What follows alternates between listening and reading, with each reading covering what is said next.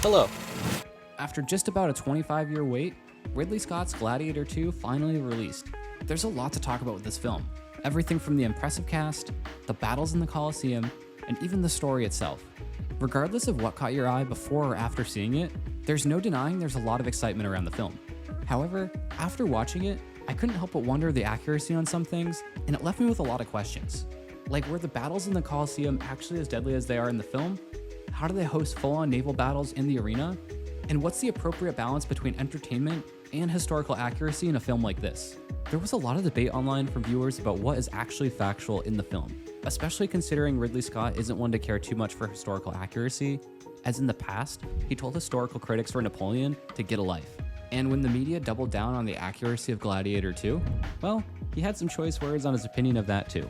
I figured the truth was somewhere in between, so I dug into some of the scenes I was interested in. What I found was pretty interesting, especially with their methods to pull off those naval battles. We'll get to all of that in a moment, but first, if Ridley isn't concerned about accuracy, who is there to help weave history into the story? That all comes down to Alexander Mariotti, the film's historical script consultant. His role is to advise and provide feedback on historical accuracy throughout the production of the film. While this may seem like a difficult role, Mariotti had a positive outlook on it. His mindset was that they weren't making a documentary. They were there to make a film and truly entertain the audience. Are you not entertained? Given this, there were a few changes made throughout the film to help translate the story better for the audience. First, there were simple changes like the vocabulary that the characters used. Given the timeline of the film, characters using the word Colosseum wouldn't even be accurate, as the original name of the arena was the Flavian Amphitheater. Secondly, there was a difference in the combat events hosted at the Colosseum. A lot of the gladiators we see in the film are prisoners of war, but a good portion of real gladiators were citizens just looking to make some money. Depending on the time period, fighters were often granted mercy or would actually die after due to their wounds from the battle. Because of this, a majority of the combat in the Colosseum wasn't fought to the death. Instead, there were professional referees that supervised the combat and stepped in when it became too much, or if a gladiator surrendered to their opponent. These events were very similar to the combat sports we see today, as the audiences love to see different fighters go against each other in different forms of combat. Regardless, that does not mean these events went without casualties. While combat in the real Colosseum may not have always been to the death, implementing this into the film works a lot better because it brings greater danger to the scenes and raises the stakes for the characters. The same goes for the scene of a gladiator riding a rhino into battle. While there is no evidence of a gladiator riding one, rhinos were definitely seen from time to time in the Colosseum. Outside of the rhinos, animal combat was a very popular event and actually had pretty high stakes in real life, and would either feature large-scale hunting spectacles or pit fighters against different animals. In a scene early in the film, we actually see this very sight as Lucius and other captives are pitted against baboons. Taking all of this into account, it seems that there is a lot of truth rooted in the foundation of the scenes, even if some of the aspects are exaggerated for entertainment. So with that context, there must be a bit of truth to those naval battles in the Colosseum. Those battles were known as Naumachia, where two opposing sides comprised of prisoners of war and convicts who were already sentenced to death would fight until one side came out victorious. The first one was held by Julius Caesar on a man-made lake outside of Rome, as he wanted to celebrate a recent victory. The show had an extremely positive audience response, so this would be turned into a more consistent event at these man-made lakes.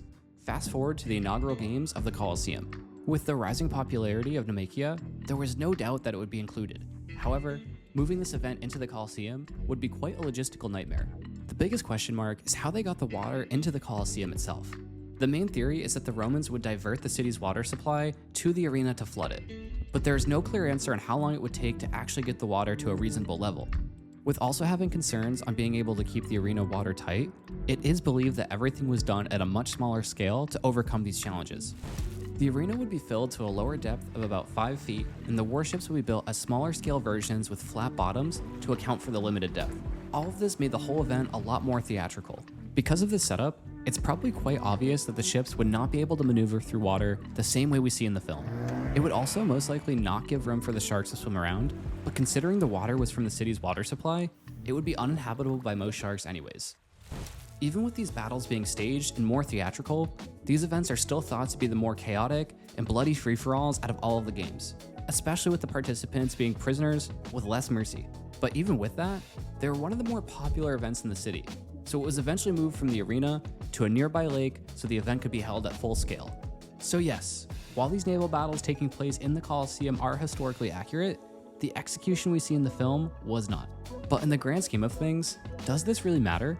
When creating any story, there's obviously a lot to consider from the historical side of things, but I think Gladiator 2 has the right approach of basing their story on reality, but then creating more of a spectacle for entertainment. I think most people agree that history should be used as a guide or the foundation of your story, but there should be creative freedom to build new worlds, ideas, and stories, whether those are minor or major changes. If you're creating a documentary, there is obviously a different set of rules to follow.